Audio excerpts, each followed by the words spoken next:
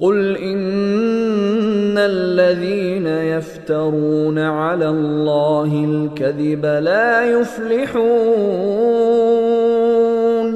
قل، اسی لفظ قول کا اب یہ فعل امر آ گیا.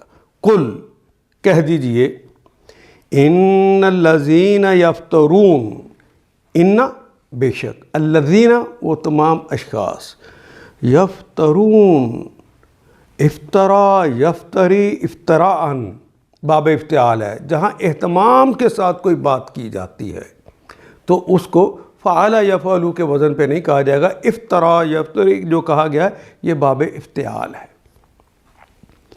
قل ان الذین یفترون، جو اہتمام کے ساتھ بے بنیاد بات گھڑتے ہیں، علی اللہ، اللہ کے خلاف. للہ ہوتا تو کے لیے، اللہ کے لیے، یہ اللہ کے خلاف بات گھڑتے ہیں. الکذب، کذب کہتے ہیں جھوٹ کو، جھوٹی بات جو گھڑتے ہیں. لا یفلحون، لا نہیں، یہ فعل مضارع کی علامت، یا تا الف اور نون، یہ تو ہم نے پڑھا ہے. فعل مضارع کی علامت ہوتی ہے، یا ساتھ تھرڈ پرسن کی بھی ہوتا ہے، اور آخر پہ واو نون جمع کی علامت. فلاح کا کلمہ تو اردو میں بھی اسی طرح استعمال کرتے ہیں. اور عموماً کلمہ مفلح اسم فاعل کے طور پہ ہم استعمال اردو میں بھی کرتے ہیں، فلاح پانے والا. یفلح وہ فلاح پاتا ہے یا پائے گا، یفلحون وہ سب فلاح پاتے ہیں یا پائیں گے، اور لا یفلحون وہ ان میں سے کوئی فلاح پانے والا نہیں.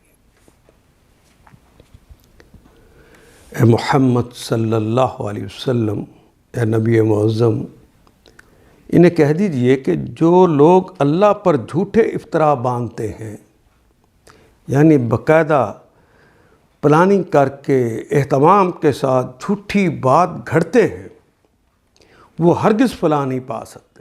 ان آیات کو ایک دفعہ پھر تلاوت خود کیجیے، عربی مبین پڑھتے ہوئے دیکھیے کیا بات پوری اندر اتر رہی ہے؟ کیا یہ اردو کے سانچے میں ڈھلتی گئی ہیں عبارتیں؟ اگر بات سمجھ آنی شروع ہو گئی تو الحمدللہ یہی ہمارا ہدف ہے، اور یہ ہدف پورا ہو گیا. اللہ میرا اور آپ کا حامی و ناصر. الف لام